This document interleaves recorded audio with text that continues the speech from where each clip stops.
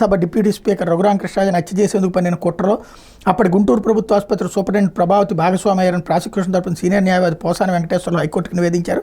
CID కస్టడీలో ఉన్న రఘురామ ఆరోగ్య పరిస్థితి నిలకడగా ఉన్నట్టు వైద్య నివేదిక ఇవ్వాలని కార్డియాలజీ అసిస్టెంట్ ప్రొఫెసర్పై ఒత్తిడి ఇచ్చారని శుక్రవారం విచారణ సందర్భంగా తెలిపారు. వైద్యం అందకుండా చేసి రఘురామను అంతమొందించాలనేది అప్పటి సిఐడి పోలీసులు ప్రణాళికగా పేర్కొన్నారు. ఆ కుట్రను ప్రభావితి కొనసాగించారని తెలిపారు.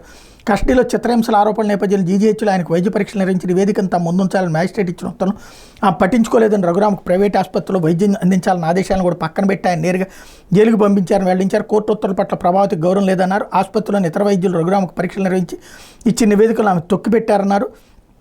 డాక్టర్ల బృందంతో వైద్య పరీక్షలు నిర్వహించిన నివేదికను తమ ముందుంచాలని ప్రభావితం నాడు హైకోర్టు ఆదేశించిందని అయితే అరికాలపై ఎడిమా మినహా ఆరోగ్య పరిస్థితి సవ్యంగా ఉందంటే ఆమె తప్పుడు నివేదిక ఇచ్చారని తెలిపారు. సుప్రీంకోర్టు ఆదేశాల మేరకు సికింద్రాబాద్ ఆర్మీ ఆసుపత్రి నిర్వహించిన వైద్య పరీక్షలో రఘురామ కాలి మునివేళ్లు చిట్లట్టు వైద్యులు గుర్తించారన్నారు. అలాగే పోలీసులు కొట్టిన దెబ్బలకు నరాల చిట్ల అంతర్గతంగా బ్లీడింగ్ జరుగుతున్నట్టు కూడా కనుగొన్నారని వివరించారు. రఘురామన్ కస్టడీలో చిత్రహింసలు గురి చేసినట్టు సుప్రీంకోర్టు సైతం ప్రాథమికంగా నిర్ధారించిందని గుర్తు చేశారు. కేసు దర్యాప్తులో భాగంగా రఘురామ వైద్య పరీక్షల నివేదికలను దర్యాప్తు అధికారి విజయవాడ మెడికల్ బోర్డుకు పంపించారని, ఎక్స్రే రిపోర్ట్లో రఘురామ మునివేళ్లు రాకుండా చేసినట్టు బోర్డు గుర్తించిందన్నారు. రఘురామన్ చిత్రహింసలు గురి చేసిన సిఐడి అధికారులను కాపాడేందుకు ప్రభావిత అన్ని విధాలా ప్రయత్నించారని తెలిపారు. తన అధికార హోదాను అడ్డుపెట్టుకుని రికార్డులు తారుమారు చేశారు. ముందస్తు బెయిల్ పొందేందుకు అనర్హురాలను పేర్కొన్నారు. ప్రభుత్వ ముందస్తు బెయిల్ పిటిషన్పై శుక్రవారం విపక్షాల వాదం మీద నెల 10 నిర్ణయం వేస్తామని న్యాయం చేసి కృపాసాగర్ ప్రకటించారు. అప్పటి వరకు ఎలాంటి తొందరపాటు చర్యలు తీసుకొని పోలీసులు ఆదేశించారన్న వార్తను వెల్లడించారు.